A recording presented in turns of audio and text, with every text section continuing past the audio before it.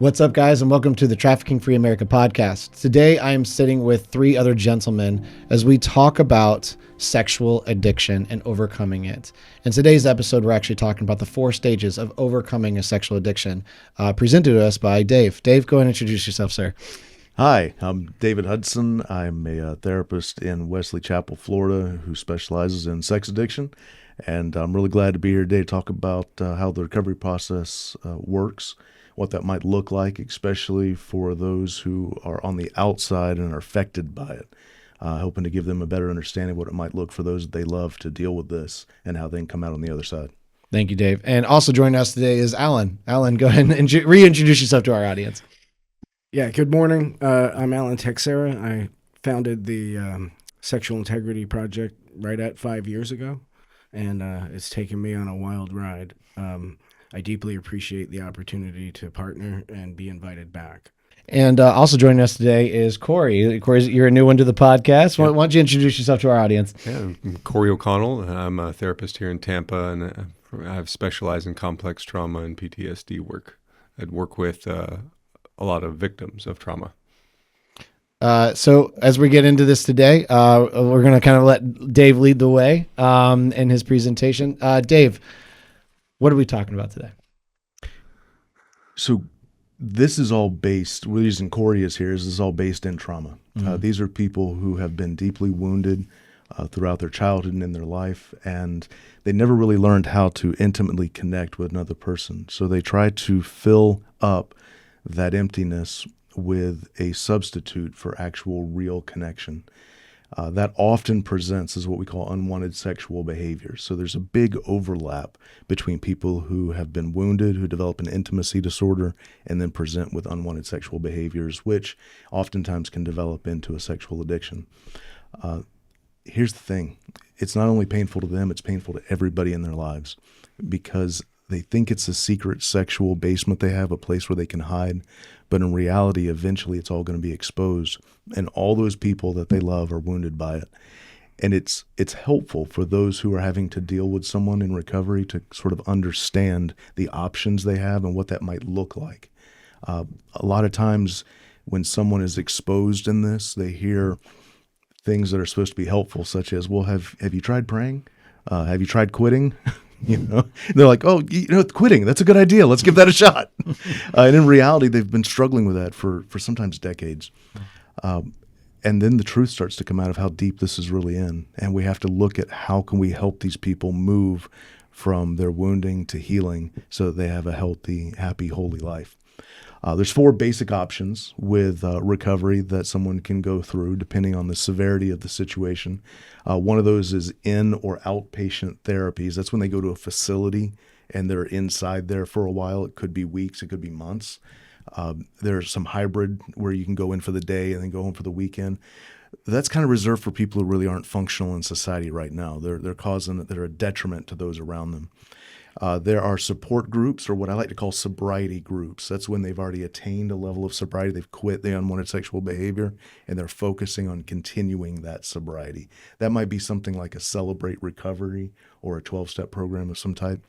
There's individual therapy. That's when they sit down with people like me or like with Corey, and they work individually on the woundings that got them there. But I got to be honest with you, man, my experience and all the data shows that the most effective way for someone to work through this is group therapy. What we've learned over the last couple of decades is that the opposite of addiction is not sobriety. The opposite of addiction is connection. And so the only way for them to learn intimacy is to be connected with others who will accept them for who they are, be fully known and fully accepted, and that's when that healing can begin. Mm-hmm. So for me, if someone has to choose between those 4 options, we're going to start at group therapy and augment that with individual therapy. But those would be the 4 basic categories of treatment someone could go to. There are 4 stages that we can talk about that they go through. This is kind of minimalized down to make it kind of simple, right? I'm a simple guy, so I like to keep things simple. It's also, I'm a retired preacher, so it has to be alliterized, right? So it's all going to be S's. The first one, so we're going to have survival, stability, sustaining, and serving. Survival, I got to tell you, man, when these guys come in, they are just trying to live. They're trying to keep their wives have found out and they want to leave. Some have lost their jobs. Some of them have lost family members. Everything's imploding around them, and they're just trying to figure out a way to survive, trying to keep their head above water. That takes about 3 months.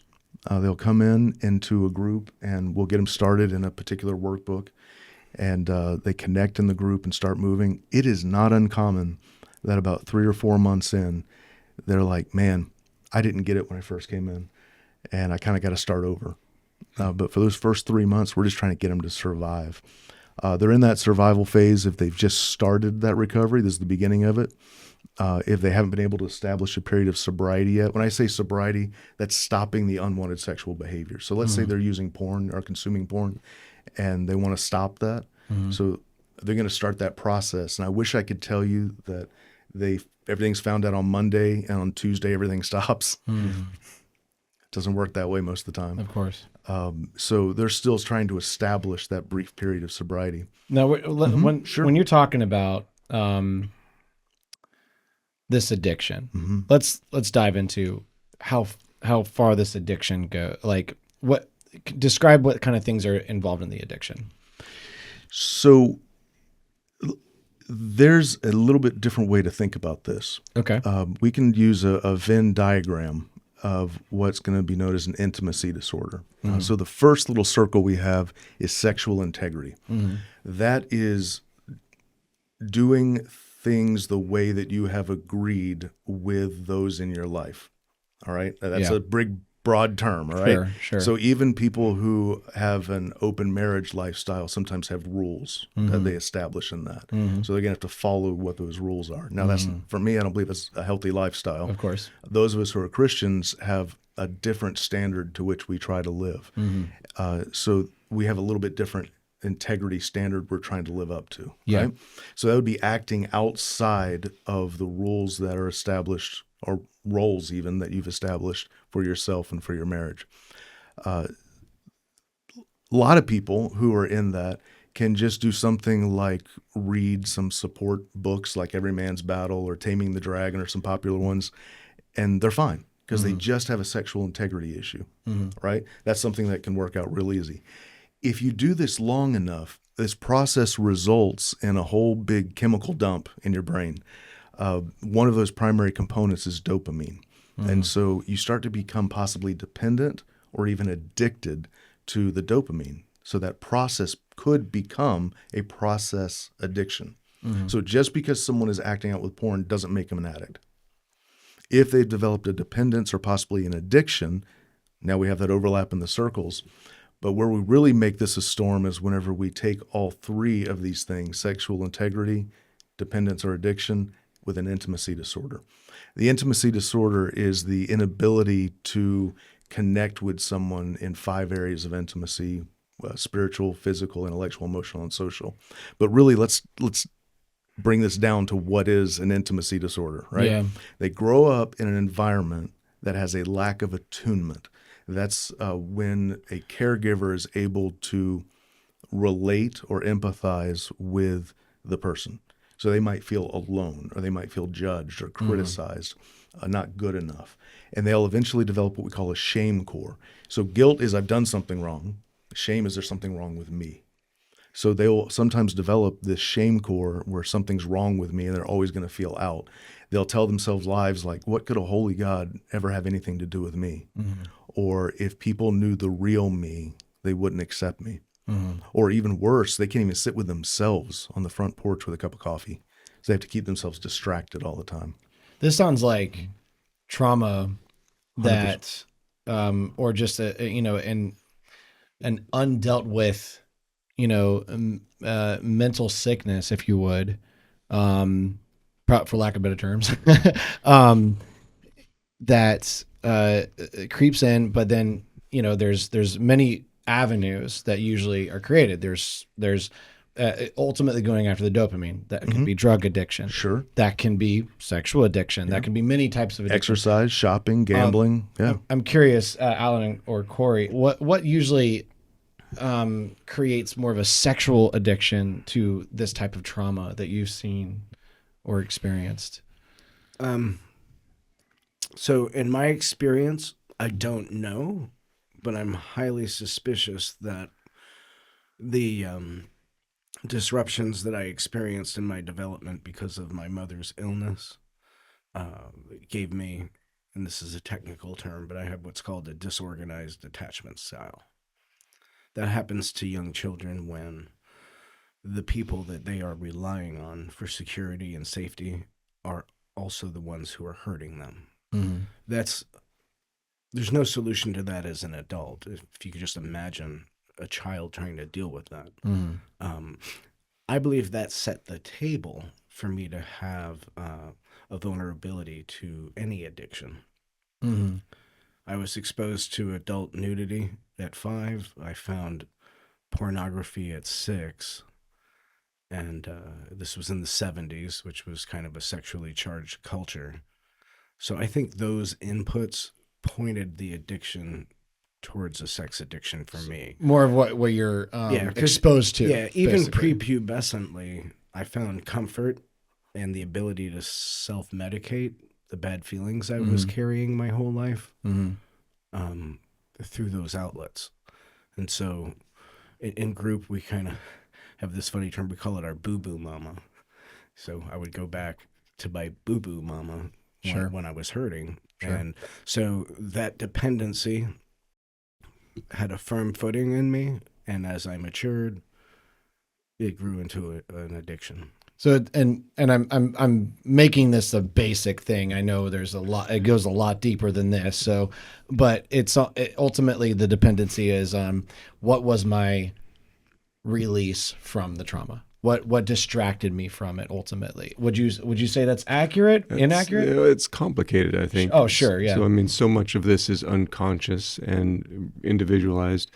I mean, some of what we know, or that at least we think we have figured out pretty well, is that there has to be some sort of genetic predisposition already in the individual that causes them to have an affinity towards one of these directions, and then there's some sort of environmental cue or experience that causes them to go down that path. Mm-hmm. What I notice with the victims of sexual abuse that I treat is that there was already a personality profile, a genetic-based personality, plus some sort of experience that caused them to go down a route like Alan mentions. So when you have these early childhood disruptions to the attachment, which is another way of what Dave is saying is as intimacy issue, there's a whole body of research about attachment styles and early childhood attachment to the primary caregiver that he's referencing. And when that early childhood disruption or attachment gets disrupted, so we're talking about before age 2. So long before you can form a conscious memory, long before you can have any kind of awareness, your brain hasn't even developed to that level yet. These processes are already completed. So to say somebody's aware of it or how much of a choice they have in the matter, that's complicated. Sure, of course. From a practical side, the cost of the unwanted sexual behaviors as a choice of addiction is further out. No, so it's delayed cost. Sure. Right. So, for instance, if No you're an payments alcoholic, till 2027. right. If you're an alcoholic, you're gonna go get drunk, and people are gonna see that. Right. Yeah. There's a financial cost. There's also a social cost that's relatively immediate. Mm-hmm. Same thing with gambling. Eventually, as good of a gambler as you think you are, eventually the odds are going to come against you, right? And so all these things have a relatively short-term cost. But with unwanted sexual behaviors, that cost is so far off in the future. It's one of these, rooms to go, interest-free payment type things you're talking about that hit you later. And you don't see the cost that's happening now because you don't have to pay it for a while. Yeah. It's also free. That's the other insidious part of this is, you can go off in a room by yourself, and on devices, we now have access to every perversion the world could ever offer, right? And even think of, and things we can't even think of, free immediately. And anonymously. Yeah, relatively speaking. True. That's the other component. Thank you. Is anonymity. And then what's ahead of us for our children is the fake stuff. I cannot even It's already here. imagine what it's like growing up as a young man today. All of us here have a couple of years on us, and we had to go seek our uncle's magazine stack hidden off in the closet somewhere, or sneak a video or something like that. I don't understand how these kids are surviving growing up with the access and anonymity they have now. It's unbelievable. Today it finds them. They don't It have is. And also, I think our culture is trying to figure out a way that we can give this addiction a pacifier rather than go through these stages of helping resolve the addiction. Oh, right. Yeah. I can, So- right now, I can show you websites say you'll be clean and free in 90 days. Or Guaranteed. Well, even No then, problem. Well, actually, Everyone wants the pill. Quick fix. at Just least- at give us least- about $5,000. so and you're good. that's obviously a red flag and that doesn't work. But Right. even worse than that, it's like, okay, right now, sexual addiction is not a victimless crime. So we'll create it as a victimless crime. AI, Right. things like that. And that's what sort of, I Unbelievable. mean, that's what pornography is believed to be, victimless in a way. Right. Yeah. And so, Well, Yeah. no victims except for the person perpetrating. Well, and those to whom they should be intimately connected. That too. and ultimately it's going to lead. So talking about the survival, stepping it back into, now let's talk about stability and all that, Chad, Sure. why this is important for, even if it's, as the world will tell you, because this is going to be experienced. The world will tell you it's okay as long as you do it in this way, right? It's okay to be addicted to something if it's legal. Do you You mind know. if I chime in on this? Please. I understand that this current generation wants to kind of take the path of least resistance and sort of de-shame and mainstream these behaviors. In unrelated news, they're not going to storm the beaches at Normandy for us either. Okay.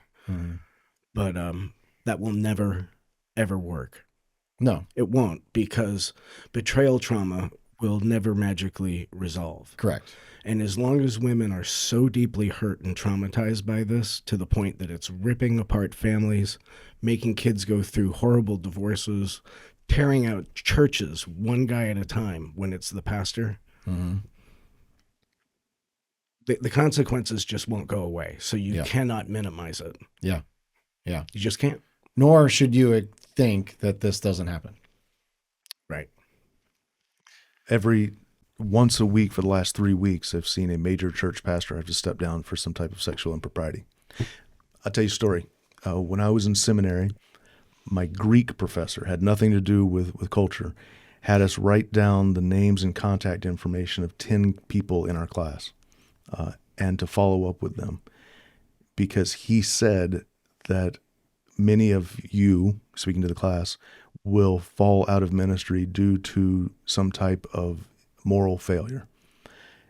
It wasn't 10 years. Like, I followed up on all of them. It wasn't 10 years before 9 of the 10 had some type of moral failure and were out of ministry. You're not, it is happening right now. We're experiencing it now, that it is affecting not just our families, but our social structures like our churches. It's prevalent, and it's going to continue that way until we stop it.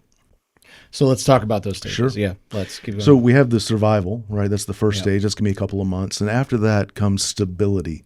That's going to be about 3 months to a year. Now, this is when you start to establish some level of sobriety. That's when you quit doing the things that are blowing up your marriage and blowing up your life, right? Yeah.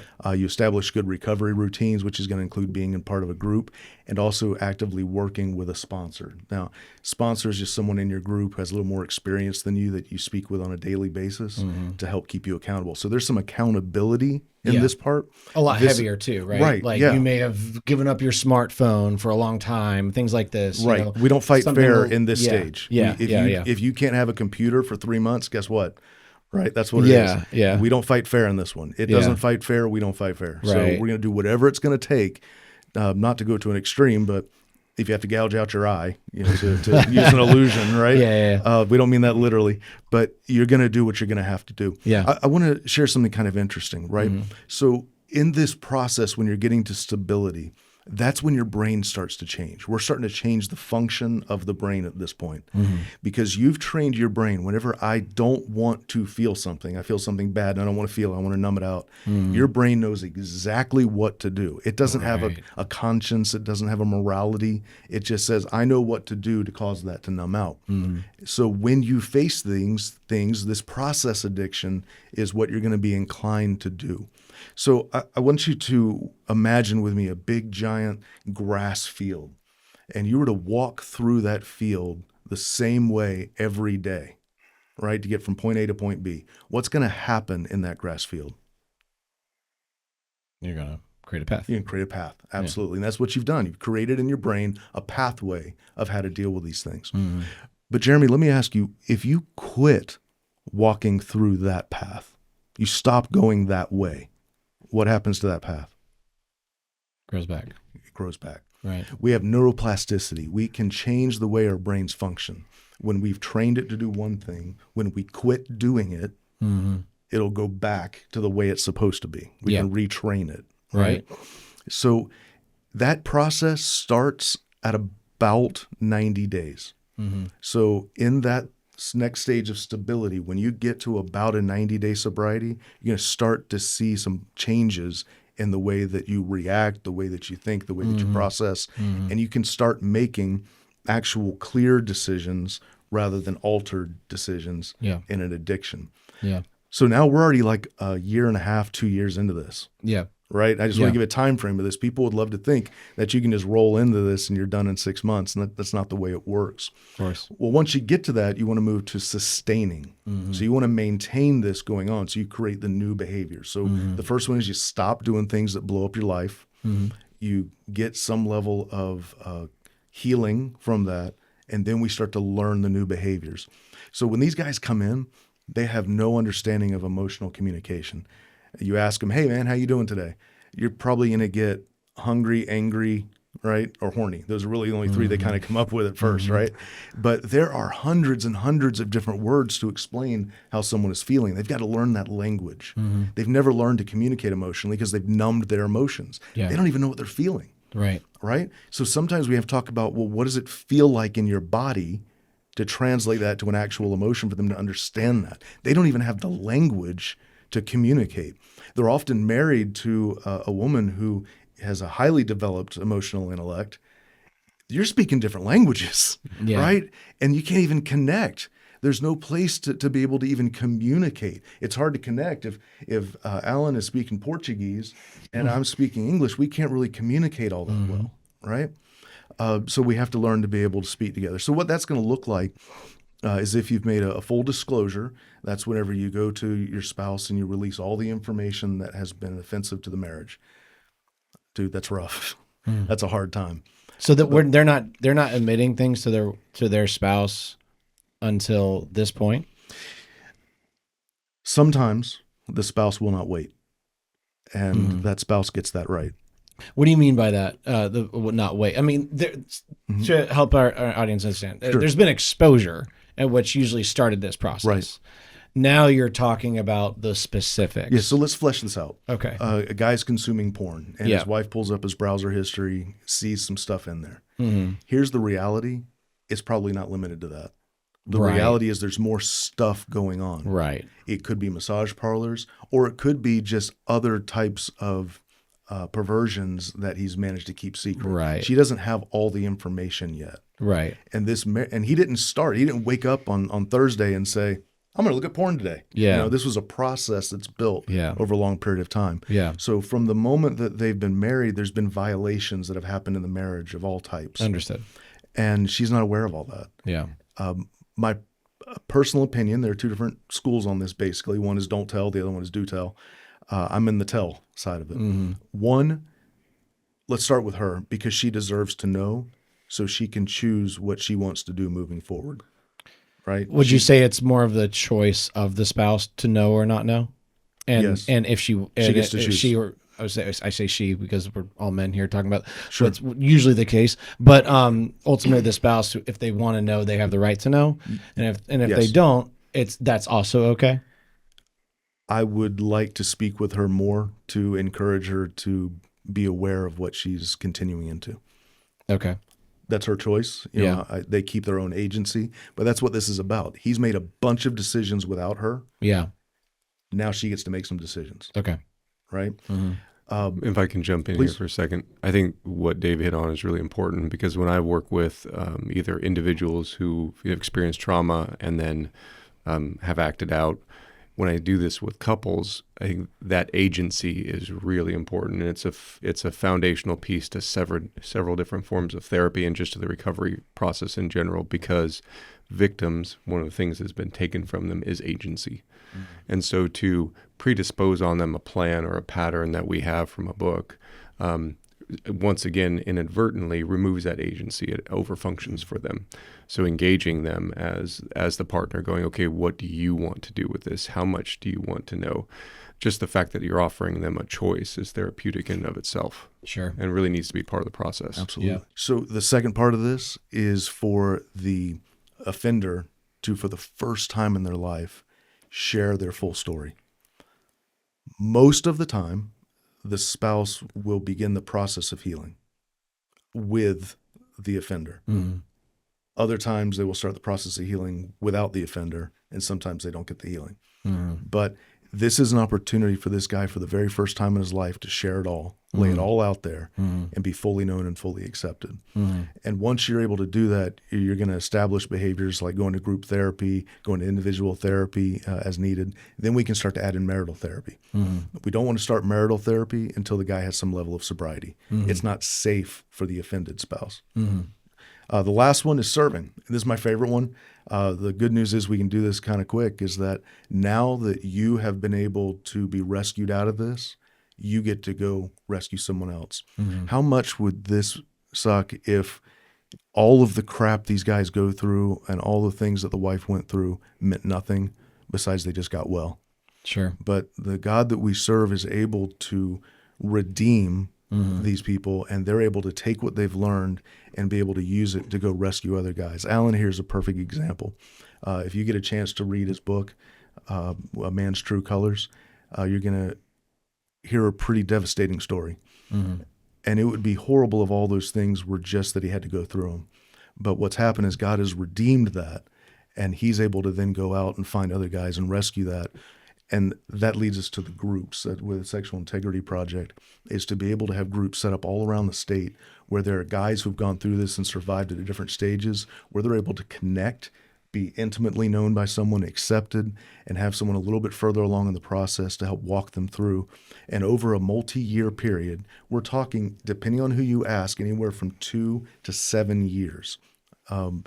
Those numbers are different because different stages in each of those, but really 2 to 5 years, I think, is a realistic time frame for someone to find full healing and start to be in a point where they're able to go out and rescue others and repeat this process.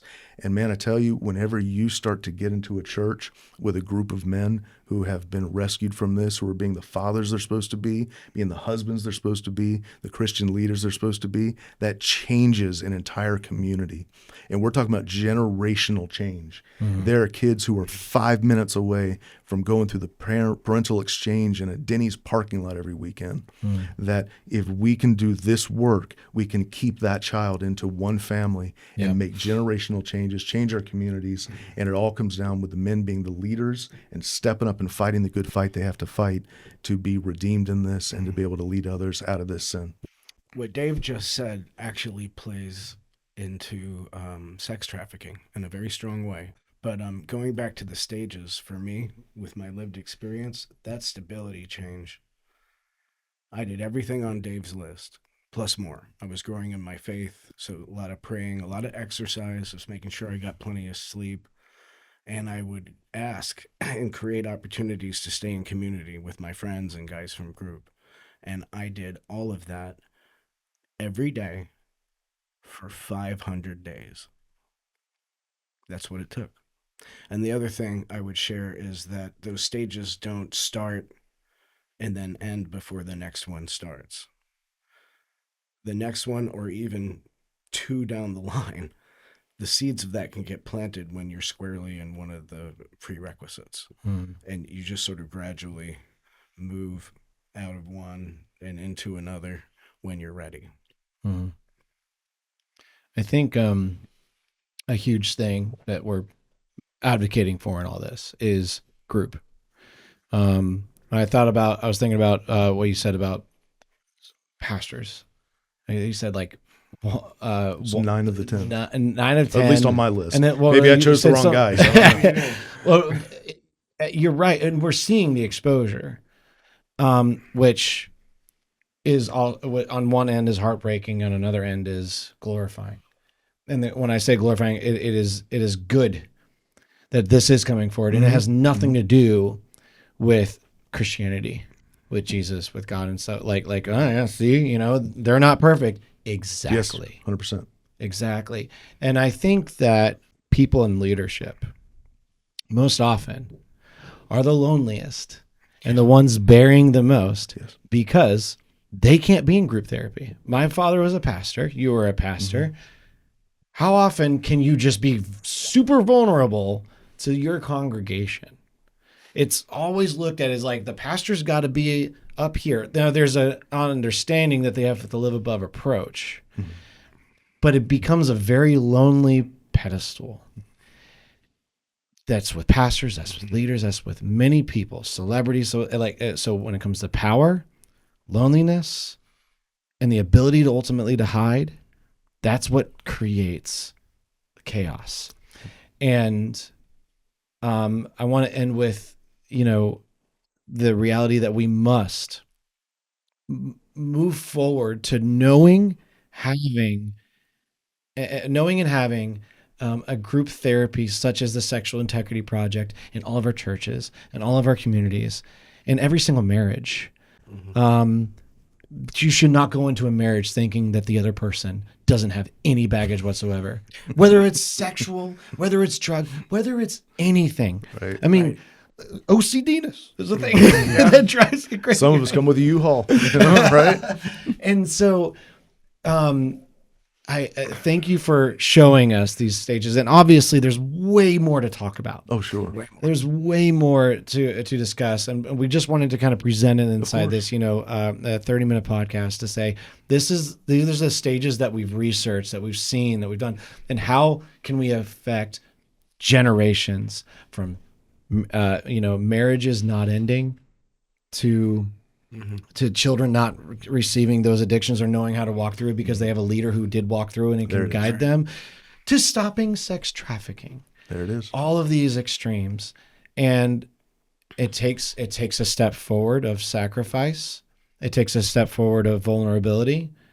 But I believe that there are programs such as the Sexual Integrity Project that you can go to be involved with a group of others who have experienced these things such as you, to where they can show you your true value in Christ. Yeah. And so thank you for presenting this. Thank you for showing our audience what Sexual Integrity Project can have.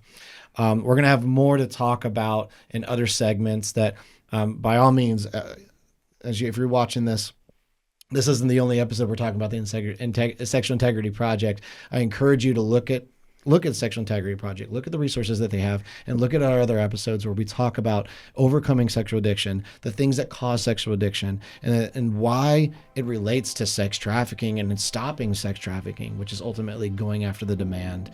Many of these things connect, and so that's why these guys are here to talk about this today. Thank you so much for joining us on Trafficking Free America.